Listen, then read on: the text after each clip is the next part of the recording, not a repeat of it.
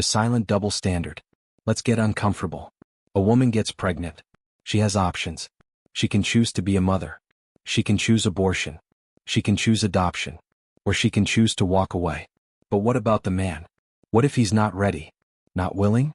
Not emotionally, financially, or mentally prepared to become a father? What if he makes it crystal clear that he doesn't want to be involved? Does he get a say? The answer is no. She gets choice. He gets obligation. And if he walks away, he's labeled a deadbeat, a coward, a failure.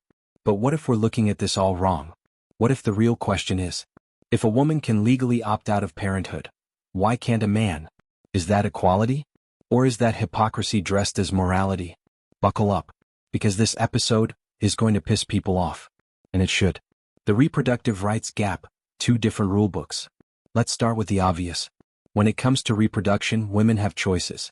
Abortion, legal in many parts of the world. A woman can terminate a pregnancy without needing the father's consent. Adoption, she can give the child up after birth and move on. A motherhood, she can decide to keep the baby, even if the man begs her not to. And all of that is framed under one powerful banner: her body, her choice. And listen, that argument makes sense when we're talking about the physical toll of pregnancy. She's the one carrying the child. She's the one going through labor. She should have medical autonomy. But here's where the imbalance shows up. The man has 0 legal reproductive rights after conception. Let that sink in. If he wants to keep the baby and she doesn't, he has no say.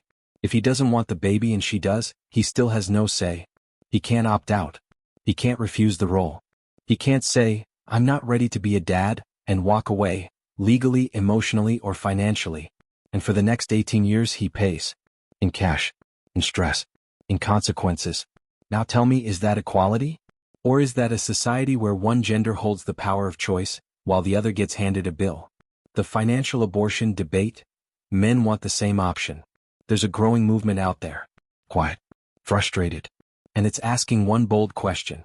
If women can abort a pregnancy, why can't men have a financial abortion?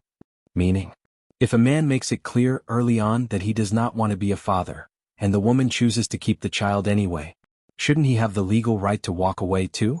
No visitation. No custody. No child support. Just like a woman can say, "I'm not ready," and be free of legal or financial responsibility, men are asking for that same right. It's not about being cold or irresponsible. It's about having reproductive equality. Because right now the system says this. The woman makes the decision. The man lives with the consequences. That's not a partnership. That's a power imbalance. And for the men who do want to be fathers, but get shut out because the woman chooses abortion, they're left grieving a child they never got to meet. No legal recourse. No appeal. No voice. And for the men who don't want to be fathers, but the woman chooses to keep it, they're locked into 18 years of payments. That's the heart of the financial abortion debate. If one parent can legally opt out of parenting, shouldn't both be able to? Or is equality only convenient when it benefits one side? Law versus morality, what the courts say, and what society thinks. Now let's break down the legal side. Courts around the world have been very clear. If a child is born, both parents are responsible. It doesn't matter if the pregnancy was planned, accidental, or the result of failed birth control. If you're the biological father, you pay. Period. That's the law. But here's where things get sticky. Legally, women don't need a man's permission to end a pregnancy. But they do need him to support it once the child is born. It's a contradiction that no one wants to admit. And socially, it gets even messier. If a man says, "I don't want this baby. I'm not ready. I'm walking away," he gets crucified, labeled a deadbeat, abused online, disowned by family. But if a woman says, "I don't want this baby. I'm not ready. I'm getting an abortion," she gets support. You're so brave. It's your choice. You're doing what's best for your future. Same mindset. Same reasoning. Completely different treatment. So ask yourself, why do we believe in female autonomy, but shame male autonomy? Why do we say, it takes 2 to make a baby, but only one gets to decide what happens next? Biology versus fairness, the most common counterargument. Let's address the elephant in the room. The number one counterpoint people throw at this debate is, women carry the baby, so of course they get more rights. Fair. Women bear the physical burden, the pain, the risk, the hormonal chaos, the life-altering changes. A man's role ends at conception. A woman's role is 9 months minimum. So they argue. Because she bears the greater cost, she gets the greater choice. But here's the catch. Once that child is born, the burden doesn't go away. Financial, legal, emotional responsibilities don't balance out based on biology. In fact, for many men, the consequences last longer. A woman can sign away parental rights in an adoption. A man in most cases can't. Biology shouldn't determine who gets stuck for life. Because we're not living in caves anymore. We've built laws to create fairness in an unfair biological world. That's why we have child support, custody battles, and family courts in the first place. So if we're already using man-made systems to manage parenthood, why not give both parties an equal say before the child is born? Equality isn't about pretending men and women are identical. It's about building systems that recognize the differences, without punishing one side unfairly. A new proposal, how a financial abortion could work. So let's get bold. Let's imagine a new system. One where a man, within the first trimester of pregnancy, can legally declare that he does not want to be a parent. He signs away all parental rights.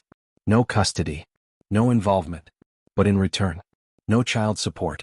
It's clean. It's legal. It's documented. Just like a woman's right to choose, a man gets one chance to opt out. Early, clear, and officially. Some would call it harsh. Others would call it revolutionary. But it would solve a lot of problems. No more surprise financial traps.